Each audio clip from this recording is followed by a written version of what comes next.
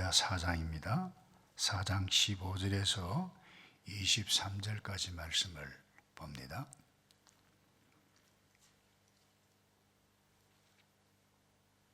느헤미야 4장 15절입니다. 우리의 대적이 우리가 그들의 의도를 눈치챘다 함을 들으니라. 하나님이 그들의 꾀를 피하셨으므로 우리가 다 성에 들어와서 각각 일하였는데 그때로부터 내수하의 사람들의 절반은 일하고 절반은 갑옷을 입고 창과 방패와 활을 가졌고 민장은 유다 온 족속의 뒤에 있었으며 성을 건축하는 자와 짐을 나르는 자는 다 각각 한 손으로 일을 하며 한 손에는 병기를 잡았는데 건축하는 자는 각각 허리에 칼을 차고 건축하며 나팔 부는 자는 내 곁에 섰었느니라. 내가 귀족들과 민장들과 남은 백성에게 이르기를 이 공사는 크고 넓으므로 우리가 성에서 떨어져 거리가 먼저 너희가 어디서든지 나팔 소리를 듣거든 그리로 모여서 우리에게로 나아오라. 우리 하나님이 우리를 위하여 싸우시리라 하였느니라. 우리가 이같이 공사하는데 우리의 절반은 동틀 때부터 별이 나기까지 창을 잡았으며 그때에 내가 또 백성에게 말하기를 사람마다 그 종자와 함께 예루살렘 안에서 잘지니 밤에는 우리를 위하여 파수하겠고 낮에는 일하리라 하고 나나 내 형제들이나 종자들이나 나를 따라 파수하는 사람들이나 우리가 다 우리의 옷을 벗지 아니하였으며 물을 기르러 갈 때에도 각각 병기를 잡았느니라. 아멘. 우리 느헤미야서 기록한 목적은 어떻게 보면 딱 하나입니다. 그 이스라엘 백성, 이스라엘 그 공동체 회복,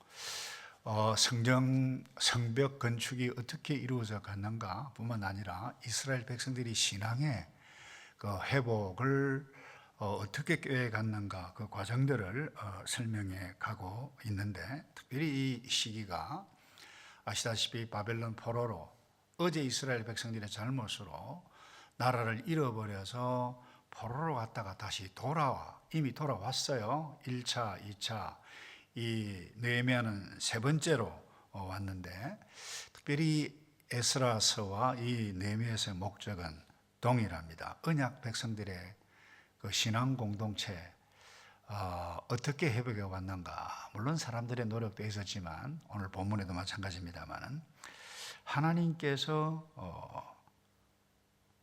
선하신 손으로 회복이 되어졌고 이 모든 일들을 마쳤다.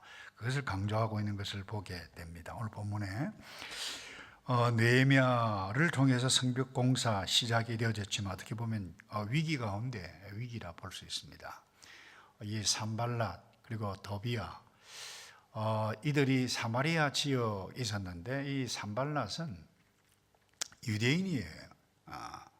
근데 이 도비야는 암몬 사람입니다만은 이들이 이 사마리아 지역을 통치하는 어떻게 보면 기득권을 가지고 있었던 리더였는데 이 느헤미야가 예루살렘에서 성벽 공사를 한다라고 하는 이와 같은 것을 듣고 이 바벨론 정부의 관계에서 입지 조건이 좁아지고 기득권의 그 위험이 있었기 때문에 이 공격을 여러 가지 차원에서 공격을 하게 되어집니다.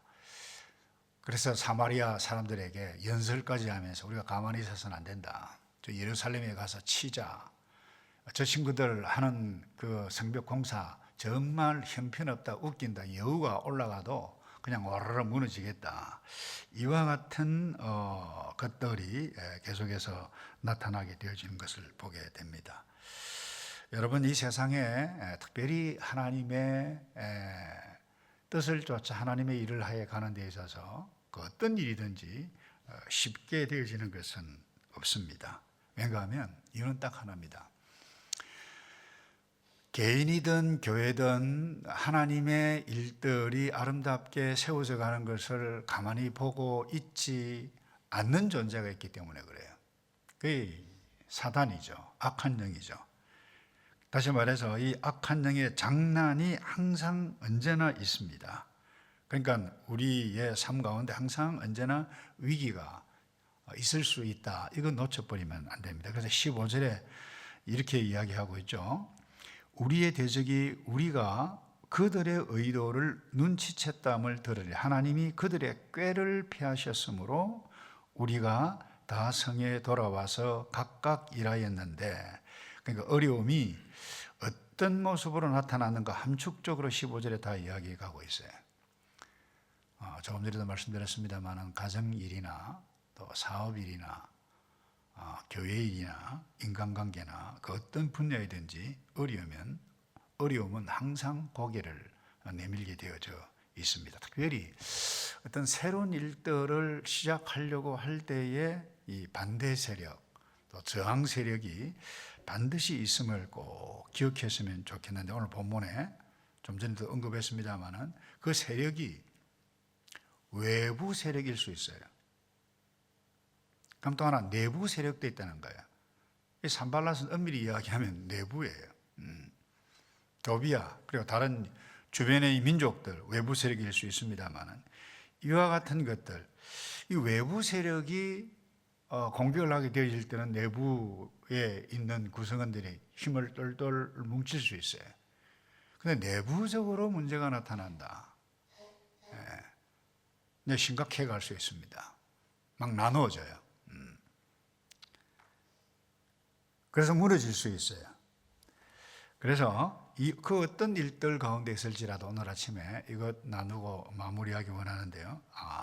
하나님께서 궁극적으로 악을 제거하신다. 이걸 믿어야 돼. 그래서 15절에도 하나님이 그들의 꾀를 패하셨으므로, 그냥 이 성벽 공사만 하다가는 공격에 와서 침략을 받아서 그냥 어택당해서 죽을 수도 있기 때문에 절반은 일하고 절반은 군인으로, 또 일하는 사람도 칼을 차고 그리고 잠도 제대로도 못 자고 그야말로 보초를 서면서 그렇게 행해갔다라고 하는 것을 보게 됩니다. 그러니까 이 모든 것들을 뭐예요? 하나님께서 깨닫게 해주셔서 이렇게 행해갔다라고 하는 부분들을 우리가 깨달았으면 좋겠고요. 그래서 원래 20절에 보면 느헤미야가 이런 고백을 하죠. 백성을 위로합니다. 그러면서 우리 하나님이 우리를 위하여 싸우시리라. 오늘 아침에 여러분들이 직면해 가고 있는 여러 가지 다양한 문제가 있을 거예요. 그때 이 말씀을, 느헤미야를 통해 주신 이 말씀을 꼭 기억했으면 좋겠어요. 하나님이 우리를 위하신다. 나를 위하신다. 사도 바울도 로마 교회 성도들에게 하나님이 우리를 위하시면 사망이냐, 기근이냐, 전쟁이냐, 그 어떤 것도 우리를 끊을 수, 패할 수 없을 것이다 그랬는데, 하나님은 이미 우리를 그렇게 지키세요. 근데 중요한 것은 나의 믿음. 내가 하나님 편에 서 있으면 그 하나님께서 행해 가시는 그와 같은 것들을 나를 위해서 싸우시는 것을 경험해 갈 수 있는데, 내가 하나님 편에 서 있지 않고 엉뚱한 데 서 있다. 그 하나님께서 일을 하시는데 그 경험할 수가 없어요. 그래서 우리가 하나님 편에 서 있는 것 굉장히 중요하고, 또 하나 그 어떤 어려운 일들이 온다 할지라도 이들은 일을 계속했어요. 이렇게까지 이 일을 꼭 해야 하느냐, 이와 같은 일들을, 생각들을 이 백성들 할 수 있습니다. 근데 내가, 저와 여러분들이 하고 있는 일들이 하나님께서 기뻐하시는 일이라 포기해서는 안 돼요. 오늘 본문에도 어떤 사람들은 잠도 못 잤죠. 여기 어떤 팀들은 일을 할 때 무기와 함께 더불어 일을 해야 되고, 한편은 지켜야 하는 이와 같은 일들, 꼭 우리가 이렇게까지 하면서까지 해야 되냐, 이와 같은 생각들을 왜 안 했겠어요? 포기하기를 마음먹을 수도 있었을 것입니다. 근데 이 느헤미야 리더도 마찬가지입니다. 내가 왜 이 어려운 일들을 해야 하지? 왜 생각하지 않았겠어요? 근데 이유는 딱 하나입니다. 자기 일이 아니었어요. 하나님의 일이었어요. 하나님께서 기뻐하시는 일이기 때문에. 말씀을 마무리합니다. 오늘 여러분들이 가정일이든 자녀 문제든 인간관계든 그 어떤 부분이든지 끊임없이 우리에게 어려운 일들이 올 수 있습니다. 그만두고 싶은 생각 왜 없겠어요? 오늘 이 느헤미야 보면서 우리 모두 나 역시 회복되어져 가야 하고 이스라엘 백성들의 공동체가 어떻게 회복되어져 갔는가 어제 역사를 통해서 우리에게 보여주고 있는데 하나님을 위해서 나를 지으신 그 하나님께서 기뻐하시는 일이라고 하면 그 일이 사업이든 가정일이든 그 무엇이든지 포기하지 아니하고 나아가게 되실 때 하나님께서 선하신 하나님께서 이루어 가실 것을 믿고 나아가시는 저와 여러분 되기를 주님의 이름으로 축복합니다. 우리 조금 전에